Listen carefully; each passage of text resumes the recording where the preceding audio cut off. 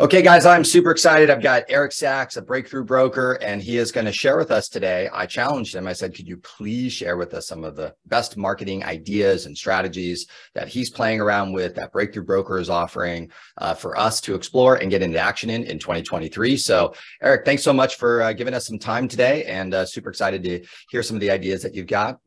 I think right now, everyone's talking about the market shift and I don't know, what are you hearing? 20 to 30% less transactions this year, right? So as a real estate professional, my goal is to make as much money as I did last year with 30% less transactions, but same amount of realtor competition. Yes. So if we're looking at where we're trying to get our business from, and let's just start with sphere of influence, right? Mm-hmm. So we're looking at our sphere of influence. They all know 9 or 10 other real estate professionals. So we're in a dogfight for the business, less business. So right now we're talking a lot about repetitive engagement. I want to see our real estate agents who are part of our world, our network on Breakthrough Broker, being in front of their sphere or GeoFarm or whatever you're thinking of more than the competition.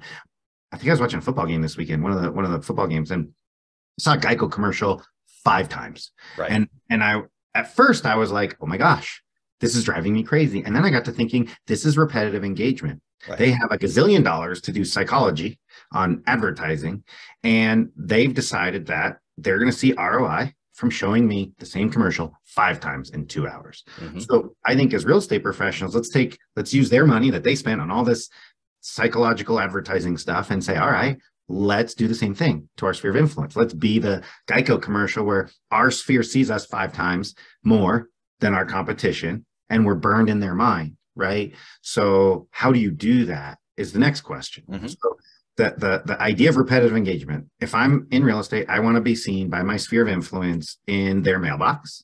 I want to be seen on social media. I want to be seen on their text messages, on the phone, at an event, at a happy hour. So right now we're really focusing on repetitive engagement in I'll call it multimedia, right? If we're going to start marketing and you're a realtor and you're a coach, and you as a real estate professional can't articulate why you would hire you, right? Why would you hire you for the largest financial transaction of your life? I just did a class yesterday here in Denver with like 40 agents. I said, why would you hire you? And it's not rolling off the tip of their tongue like it's part of their DNA, right? Mm-hmm. So first thing, anyone watching this, write down, why would you hire you? Because if you can't articulate it, how can the 9 people in your sphere say, I have to refer Eric because he's a badass agent, right? Yeah. And so that's the first thing, mindset, because that mindset of I'm the best real estate agent in my town, everyone should be using me. That's not cocky. That's how you should feel. Yes. I drove down the streets when I was selling in my town and I felt like everyone was crazy for not using me. That sign, that house is crazy. That house is crazy. Those buyers were crazy. I thought I should have 100% engagement, 100% usage. And that's just, I feel like that got through in my marketing. So I think it starts with mindset. We really need to start in a market shift by believing we're the best of the 9 agents our sphere knows. Mm-hmm. We should believe that we're better than the other realtors who are marketing to our geo farm. Once we start there, then we start with the messaging, right? If you're going to do direct mail, let's do direct mail consistently, right? So I think let's just take our sphere of influence. What are we sending them, mm-hmm. right? I might start sending some strategic messaging right now. This isn't scientific, so don't take my word for it. But I would say baby boomers are the largest homeowner segment of the market right now, right? Mm-hmm. And I would also argue that most baby boomers are going to need to downsize in the next 1 to 4 years, maybe the next year. I mean, we downsized my dad a few years ago, right? Yep. My aunt and uncle downsizing. People need to downsize. So if you market to your sphere and you think, oh, my sphere is not baby boomers, everyone in your sphere knows baby boomers, right? So let's start doing some postcards, smaller home, bigger vacation. So on Break the Broker, we have a small home and the picture of the Eiffel Tower. And then on the back, it's about the messaging, right? And so write something thoughtful. Mm-hmm. I know I'm sending this out to all my friends, family, and acquaintances in case they know of someone or you are in need of downsizing. Call me. We'll discuss about the interest rates in the current market. So it's a lot about the messaging. I'm not a big fan of just firing off just listed and just sold postcards with no messaging on it because there's not a ton of value there, right? So add value message on direct mail. Social, we're talking a lot about simple stuff like just going in and liking and commenting right now. Yeah. Your friends, your neighbors didn't post all their pictures in Maui for you not to like and comment. Yes. So why don't you be the one realtor that gets in there and says, hey, wow, amazing trip. Like the kids look like they're having a great time. Can't wait to catch up when you get home. Heart emoji, right? Yes. You know what they think of is when they're scrolling through, because we all scroll through to see who liked and commented on our Maui posts.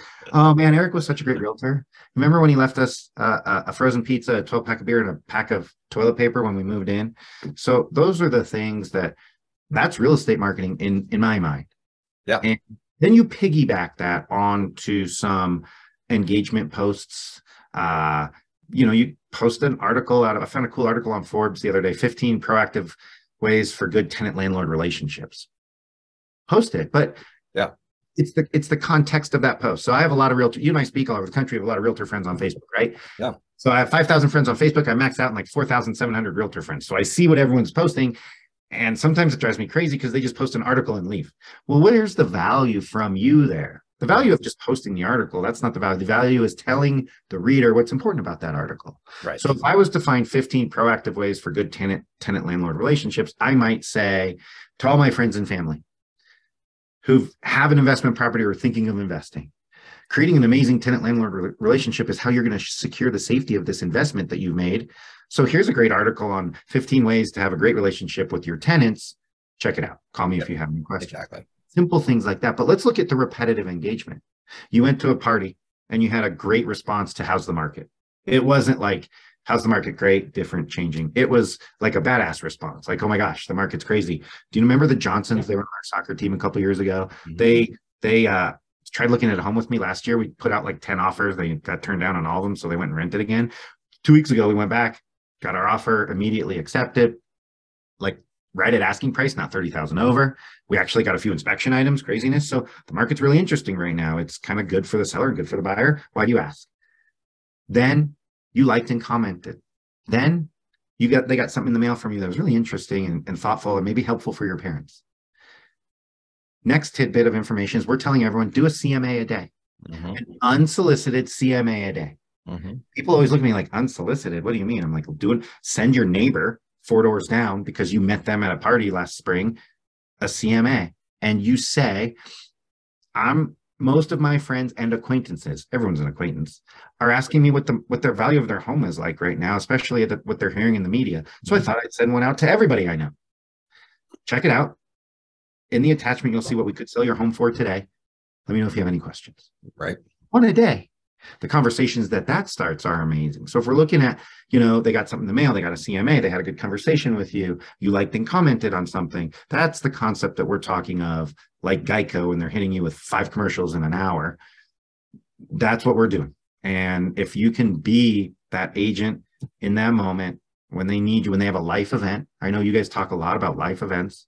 We know that our sphere or our geo farm is going to get married, have a baby, get a divorce, need to downsize, know someone that needs to downsize, get transferred, get laid off, get a new job. Those are the life events that we will see in the next year. So those are things that I think right now, if you're watching this video and you're thinking, what can I do to build momentum for me today?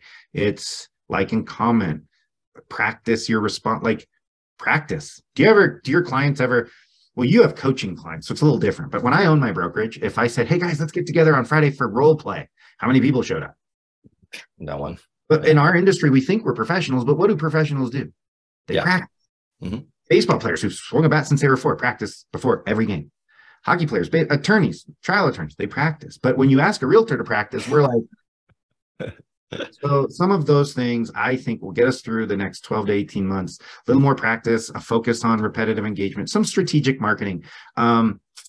Unfortunately, there's more divorces going on right now because the pandemic was a little bit of a divorce boom. So call your divorce attorney friends or I worked with like 5 divorce attorneys. It was by accident. I wasn't ambulance chasing, but it was great for me. And that's in a shift. I think you need strategic marketing, looking to downsize, investments, divorcing, we call them families in transition. Just look outside and market to your sphere, some of that stuff. I think the main point is really we have to increase the amount of marketing consistency because we will see less transactions. And I like how you added that, and the same amount of competition. Absolutely. Right. So We've got to increase it dramatically. Any advice, to the agents? I can hear all my coaching clients right now, like, oh my God, that was a great one. Oh my God, I should do that. Oh my God. Yeah. And then they always kind of come back to me and they're like, I'm overwhelmed. I don't know where to get started. They kind of forget. So I know you've, been as broker and now as a, marketing expert. What is is there any tools or any, technology or any ways that you're helping people to get more execution done with their marketing efforts? This is my soapbox. So you asked me. Well, because I already know it's going to, I'd rather you answer it than my me. favorite class is I shall not should on myself, SHOULD, because we're the biggest shoulders in the world. And this is going to freak every perfectionist out watching this video. Yes. Get rid of your to-do list. Okay, good. I like it. To-do lists, when we're stressed out. Have you ever heard of big menu syndrome? No. Okay, so as human beings, big menus are difficult for us, especially realtors who are like, you ever seen the movie Up? You ever seen the Disney movie Up? Yes. They're like Doug the dog from Up, chasing squirrels. Right. Yeah. So we're high drive entrepreneurs. We get distracted very easily. I'll give you a great example. My wife's from Costa Rica. We fly to Costa Rica all the time on Southwest. A couple months ago, we took United. And I was like, ooh, there's a TV and movies. I'm going to watch a movie. It's a 5.5-hour flight. This is awesome. We took off and I scroll through 120 movies for 15 minutes, back and forth. And guess what I watched? Something from your phone or something. The map with the little blue plane for 5.5 hours. I couldn't choose. Yeah. What happens when we have a to-do list is the human mind tends to shut down. You've been to the Cheesecake Factory and you have a 2-page menu, you just get chicken fingers. Yeah. Same thing in real estate. Execution is about compartmentalization. And what I would do, what we're teaching is look at your should list, which is typically your to-do list. Okay. Each to-do typically is a money-making activity, or it needn't be. I'm not going to say shouldn't be on your to-do list. You can't have any to-dos that aren't designed to make you money, right? So if you're looking at your to-do list, you identify the highest money-making activity. For example, we did a lot of events. So we would do a spring event where we would literally block off the road in downtown Fort Collins and fly in Salt Lick Barbecue. And it was a client event and friend event. It got really popular. We would get a ton of referrals from this event. So for me, I would be able to say, all right, we do 4 events a year. We get, we get 10 referrals per event. So that's 40 referrals, average sales price, 500,000 times 40 divided by 3% is 500,000 in gross commission income. Why would I do anything but work on my event this week? Yes. Why? Right. So then I pull event out of my to-do list and I throw my to-do list away. And my to-do list is now a to-do list of 1. It's schedule, plan, and execute spring client event. Then I create a little to-do list for that. Pick a venue, get the invites, get the list, schedule the barbecue coming in, apply for the block permit, all these things, right? And then that's all. I don't do that and then go work on a just listed postcard. I only work on this event because there's nothing else in my life that's going to make me $500,000 but the event. So I work on the event. If it takes me 36 hours, if it takes me all week, Monday, Tuesday, Wednesday, Thursday, Friday, making phone calls, doing these things, I literally don't do anything until the event is done, planned, and executed. So what I would say is, and this is freaking everyone out, I'm really preaching, get rid of your to-do lists. Pull out the highest money-making activity. And then when that's done, you pull out the next highest money-making activity. Maybe that's doing 3 open houses this month with mega marketing, not like printing off 30 MLS sheets and going there and sitting there for 3 hours. I'm talking like sending out a postcard to the closest 100 homes saying VIP open house, come see what your neighbors are selling their home for. And then having your kid go throw 100 door hangers out the day before. So you're bringing 100 people in. And then maybe putting a sign at every right turn in a mile radius. People are like, well, that's like 40 signs. Yeah. You go to TaskRabbit, you meet a guy or girl in a parking lot, and you say, here's your map, here's your 40 signs, here's half the money. I'll pay you the next half when you bring them back to me at 2 o'clock. Right. And you drive 60 couples in, and you do that 3 times in a month. And you just had, I don't know, what is that? 180 conversations. And you get another 10 clients out of that. You do that every month, so there's nothing that makes me more money than that. I already finished my spring event. Now I'm going to plan my 3 open houses this month, and I'm going to take a week to do that, Monday through Friday. If it takes me 10 hours a day, why? Because nothing else is going to make me 300,000 in gross commission income. So I'm on a mission this year to help people with their to-do listing. It's a terrible habit. We're all to-do listers. Where the human mind will do the easiest one, and we have no accountability, right? So I put a to-do on January 2nd that I'm super excited about, and I still see it on July 24th because I'm like, organizing my CRM, that sounds terrible. I'd rather go to my marketing partner. So I push it to the next day. Yes. And I'm like, oh, organizing my CRM, that sounds terrible. I'm going to go to this class at the title company. Exactly. And I push it to the next day. But organizing my CRM would have made me $80,000 because I could have used it correctly. Yes. So this is a mission of mine over the next years to help people get out of to-do listing and really assigning their execution to small things that make them money and not doing anything else till they're done. Yeah, I love it. Yeah, I think for a lot of my coaching clients, they're going to love everything you just said, because I've been reiterating that same exact point. And there's something, and I saw your business planning session on your guys, you're going to check out their YouTube channel. And I saw kind of, how you're breaking down the business. And for me is the recognition of what does make you the most money is really that step one.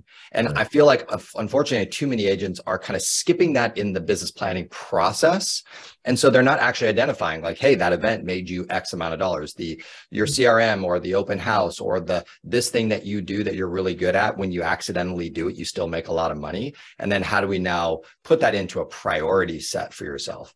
And it's so without that kind of audit of your lead generation and your audit of your success, it's hard for agents to actually follow through with that great advice that you just gave. Of course, I think there's one thing we delineate very explicitly is your business plan and your marketing plan are 2 separate things.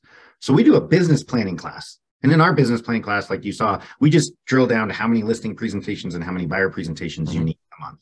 Something attainable, right?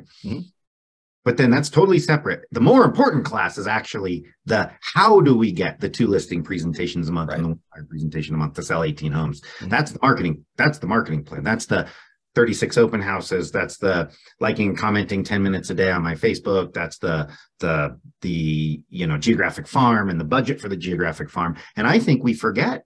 Most broker owners just say, guys, we're business planning today and we have our numbers and our goal, but we forget the marketing planning is more important. Yeah, exactly. So, on Breakthrough Broker, we have both a marketing plan and a business plan. They're 40 minutes long. And if you haven't done it yet, and you're watching this, go do your marketing plan. More important than your business plan. Yeah. Well, the quote that I was hitting on my clients with this year was, I listened to James Clear, Atomic Habits. The interview that he did with Tim Ferriss, I thought was excellent. That was the beginning of the year. But one of the main quotes at the end of the first chapter is, we don't rise to the level of our aspirations, our goals, we fall to the level of our systems. And when I thought that through, I was like, as agents in the agent community, we don't rise to the level of your goals and aspirations. We fall to the level of your lead generation system, i.e. your marketing calendar, and or for my veterans, the momentum of the business. Right. And so this, for me, the plan was exactly as you're saying. It's like, I want to identify where you make the most money. Then B, how do we design a plan that it's actually execution makes sense? That this is going to make you a ton of money. And, there we go. Now we can actually measurably increase beyond last year. Right. So it's perfect. The word momentum is lost sometimes in our industry. We forget that. I feel like if I got back into real estate, and I feel the same thing with Breakthrough Broker, momentum is the name. I mean, most sporting teams win when they have the most momentum at the end of the game. And I feel it's such a huge part of our business that we forget. And I find myself even on vacation, popping up out of bed before the family. It's firing off 10 emails and like, all right, I kept that inertia, that momentum moving forward every day. And that's a big deal in real estate marketing, because even a coffee meeting with a parent from school, right? Let's go to coffee and just chat. That's momentum for your business. It's a connection. It's a great conversation. It's going to come out that you're in real estate. You might find a task that you can set for yourself for a couple of weeks to call back because you were listening. And then we go to a coffee meeting tomorrow and then we have momentum from yesterday, from today, but we have more things to do tomorrow, and then we don't do something for 4 days. We just lost 4 days of momentum when maybe the other 9, I look at it as a game because my sphere knows 9 other people. Maybe one of those other realtors was doing something that I wasn't doing today, and I just lost momentum. So yes.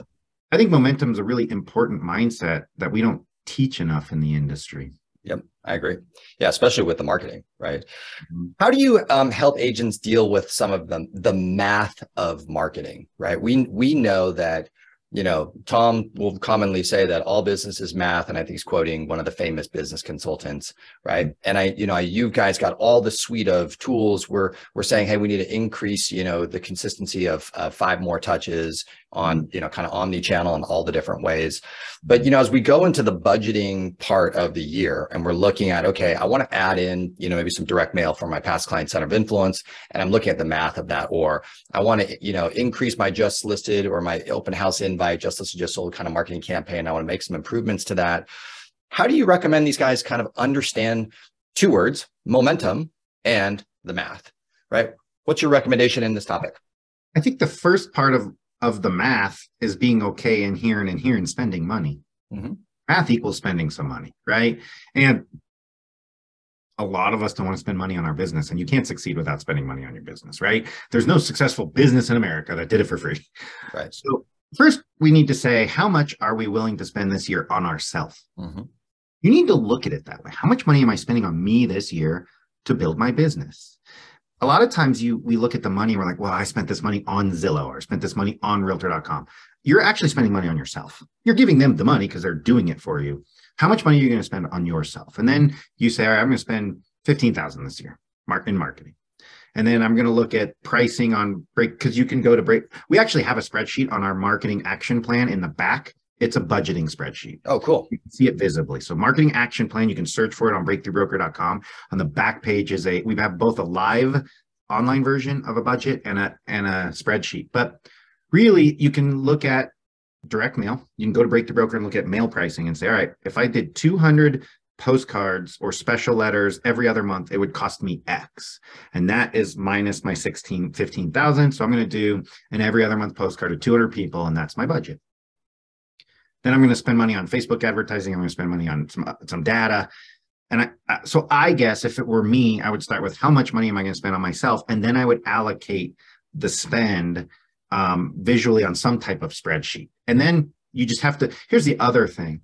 We create marketing plans, but we're still like Doug the dog from Up. So we try it. We try we're going to do 36 open houses this year. And we do 11 and we're like, this isn't working. Right. And there's a good book written. It's a fable written by the Think and Grow Rich people. Have you read 3 Feet from Gold? I have it. I have it on the shelf over there. I just bought it and I didn't like follow. Super quick read. Yeah. And it's a story about these people that dug for gold for 10 years and they gave up everything, their family, their everything. And they're like, I quit. And then some other person came and bought their lease, and literally 3 feet from where the other people stopped, they struck a vein. Yes, that's right. $1 gazillion. Yes. And it's really interesting. If you choose to do something in your marketing plan, you die on that hill. You do it all year long. Some of it will work and some won't work. What's great, if it doesn't work, you don't do it next year. Right. If you spend $7,200 on direct mail and you can attribute 3 listings to it that made you $58,000, isn't that good ROI? Right. So if you did, let's say you did a private screening of Top Gun and it cost you $5,000 and you didn't really see any referrals from those people. Maybe we don't do that again next year. These are just things that if it's in your plan, do it. Stop being throwing mud at the wall, because then you're going to end up, what happens is we end up spending more money when we're not in our plan and we get less return on that. So consistency, I mean everywhere. I think what I said on one of my recent training sessions is it also perpetuates this anxiety, right? When you're like, I tried that, it didn't work, and usually you quit too early because you didn't really look at the math, you didn't follow all the way through, you didn't really commit to getting a result regardless, right? And then then it's like, well, that didn't work. Then anxiety kicks in with a lot of agents because they're like, I don't know what else I can do to be successful. Patrick, tell me what's the latest thing to do. Eric, what's the latest thing to do to get a listing right now? And it's like, I think So there's a lot more value than just, hey, we got to be consistent, and we got to, no, it's like, man, guys, like you got to run the plan, make a good decision, and then follow it all the way through, and then commit to getting a return on the investment regardless, right? It's like there's something in the mindset and a little bit of the attitude, and then a little bit in the basic math equation. It may be cliche, and you said it a few times, whether on purpose or just because it's in your heart. Consistency. I was at a Remax office yesterday speaking, and they had this big thing on the wall, and it was a whole thing about consistency. And I asked people, I asked everyone, how many times have you been in this room? They're like 20, 30, 40, 50 times. What does that, without looking, what does that thing say on the wall? And they're like, I don't know. So we're just ignoring this whole idea of consistency. And it's just so important, and it's hard. I mean, you can't just be consistent. We have to find coaching, we have to find accountability, and that sort of thing.